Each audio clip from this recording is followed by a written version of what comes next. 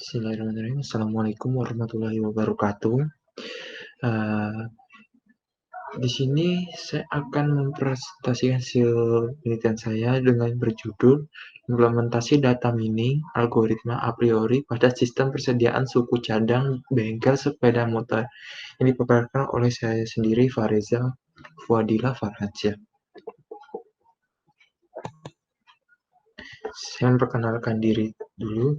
Saya bernama Fareza Fuadila Farhansyah dengan jurusan Sistem Informasi dengan NIM 18120883 dari kelas 18 SI 06, dan saya berkuliah di Universitas Amikom Yogyakarta. Langsung ke materinya.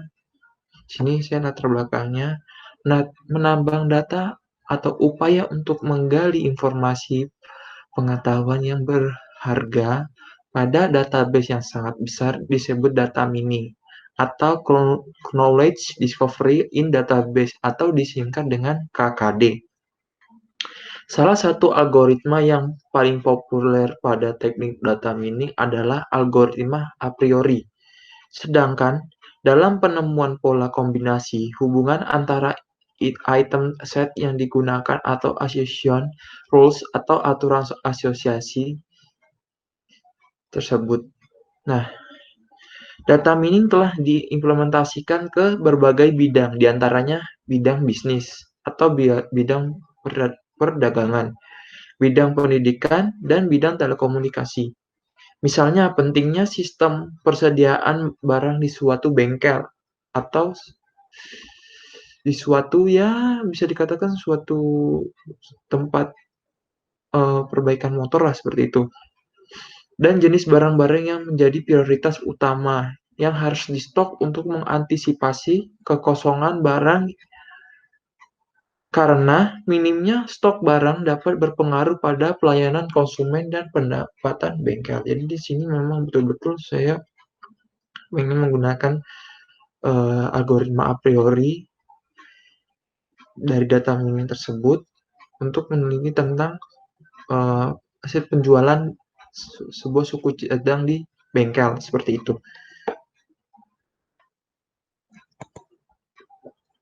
Di sini rumusan masalahnya. Rumusan masalah di sini saya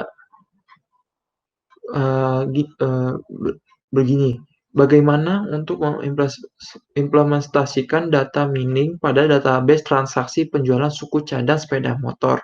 Jadi sini saya cara untuk mengimplementasikan data mining pada database transaksi penjualan di bengkel tersebut. Nah, yang kedua adalah bagaimana saya menerapkan algoritma a priori dalam menentukan frekuensi tinggi item set untuk memprediksi persediaan barang di suatu waktu yang akan datang. Jadi saya mulai saya akan di sini juga menerapkan algoritma a priori untuk menentukan frekuensi tinggi dalam transaksi penjualan, seperti itu. Nah, di sini tujuan penelitian saya mengimplementasikan data mining pada database transaksi penjualan item suku cadang sepeda motor. Jadi di sini saya tujuannya untuk bagaimana cara untuk mengimplementasikan data mining tersebut. Nah, manfaatnya adalah untuk manfaat penelitian saya adalah untuk menerapkan algoritma a priori untuk menentukan frekuensi tinggi item set untuk memprediksi persediaan barang di waktu yang akan datang, seperti itu. Nah, di sini batasan penelitiannya yang pertama adalah data yang digunakan dalam penelitian ini adalah data sekunder atau secondary data yang diperoleh dari database server suku cadang bengkel sepeda motor. Yang kedua adalah data yang diambil untuk keperluan penelitian adalah data suku cadang dan harga suku cadang sepeda motor. Yang ketiga adalah untuk menerapkan metode klasifikasi data mining dengan algoritma a priori untuk menentukan transaksi penjualan pada suku cadang bengkel sepeda motor. Nah, di sini saya review-nya di sini saya hanya menggunakan 2. Yang pertama adalah ini dengan judul Implementasi Data Mining Algoritma a priori pada Sistem Persediaan Alat-alat Kesehatan. Dengan penulisnya ada Kennedy Tambu-Bolon, Hoga Saragi, dan Bobby Reza yang dibuat pada tahun 2013. Nah, di sini masalah penelitiannya adalah semakin tingginya aktivitas transaksi sehari-hari akan menimbulkan penumpukan data dalam database dan belum adanya penelitian yang bertujuan untuk mengetahui informasi penting dalam meningkatkan penjualan dan pelayanan pada konsumen. Nah, di sini saya setelah membaca ini metode yang digunakan dalam menentukan pola kombinasi item set frekuensi tinggi atau frequency pattern. Nah, di sini uh, hasil penelitiannya adalah data mining dapat diimplementasikan dengan menggunakan database penjualan alat-alat kesehatan karena dapat menemukan kecenderungan pola kombinasi item set sehingga dapat dijadikan sebagai informasi yang sangat berharga dalam pengambilan keputusan untuk mempersiapkan stok jenis barang apa yang diperlukan di kemudian hari. Nah, ide lanjutannya ini adalah data mining dengan algoritma a priori memiliki kelemahan. Harus melakukan scan database setiap kali iterasi, sehingga untuk database yang sangat besar membutuhkan waktu yang lama, seperti itu. Nah, ini yang kedua, yang jurnal saya baca yang kedua yang berjudul Penerapan Metode Asosiasi Menggunakan Algoritma a priori pada Aplikasi Analisa Pola Belanja Konsumen. Nah, ini studi kasusnya adalah toko buku Gramedia di Bintaro dengan penulis Dewi Listriani Hanif Hanifah dan Setianingrum. Dan yang keempat ada Venti Eka M dan A. Di sini keputusannya mengambil keputusan yang tepat dalam menentukan strategi penjualan dengan memanfaatkan transaksi penjualan yang telah tersimpan dalam database. Dari pihak manajemen dapat mengetahui kebiasaan pelanggan atau perilaku pelanggan mengenai apa saja buku yang sering dibeli. Dan di sini metode yang digunakan adalah metode develop an overall model dan build and feature list. Nah, di sini hasil penelitiannya adalah penerapan algoritma a priori dalam penelitian ini adalah untuk mencari kombinasi item terbanyak berdasarkan data transaksi dan kemudian menentukan pola asosiasi dari kombinasi item tersebut. Nah ini lanjutan untuk penelitian selanjutnya melakukan perbandingan terhadap hasil metode data mining yang satu dengan yang lainnya untuk sehingga mendapatkan perbandingan mana algoritma yang lebih baik untuk diterapkan. Seperti itu. Nah, di sini alur penelitiannya saya gunakan. Di sini saya mulai untuk penelitian, setelah itu saya mulai untuk melakukan perumusan masalah yang saya gunakan untuk penelitian.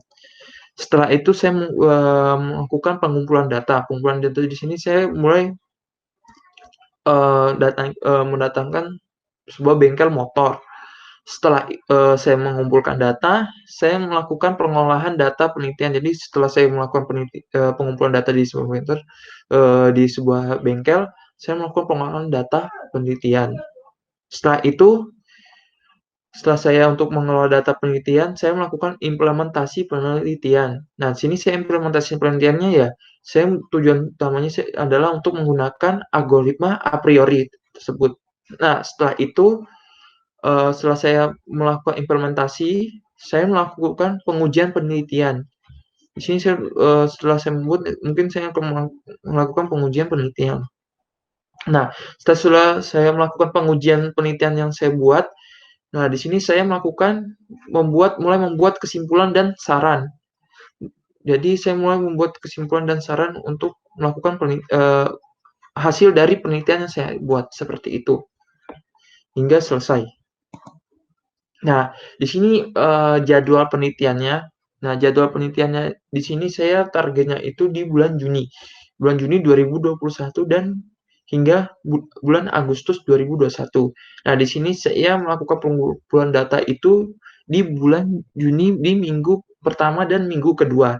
Setelah itu untuk mengidentifikasi masalahnya, di sini saya mulai di minggu ketiga di bulan Juni. Setelah itu saya melakukan menganalisis kebutuhan sistem. Di sini saya mulai di minggu ke-2, 3, dan 4 di bulan Juni.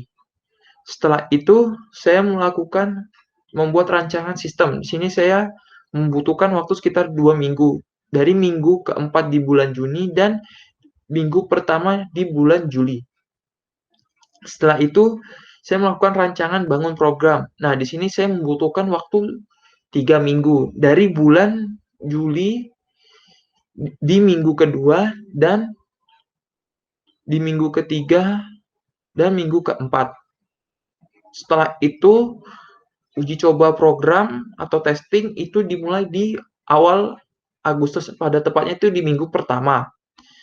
Nah, setelah itu saya melakukan revisi terlebih dahulu, revisi konsep, desain, rancangan kode, program. Nah, itu saya dilakukan di minggu kedua di bulan Agustus. Dan setelah itu, kalau sudah saya melakukan revisi, saya melakukan uji coba program kembali di minggu ketiga. Setelah itu saya melakukan implementasi program di akhir bulan Agustus, lebih tepatnya itu di minggu keempat bulan Agustus. Nah, setelah itu saya mulai bimbingan penulisan naskah skripsi. Nah, di sini saya membutuhkan waktu sekitar 5 minggu.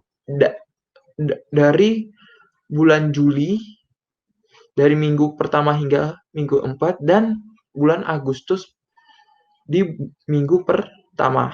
Seperti itu. Dan penulisan akhir laporannya itu saya lakukan di minggu kedua bulan Agustus.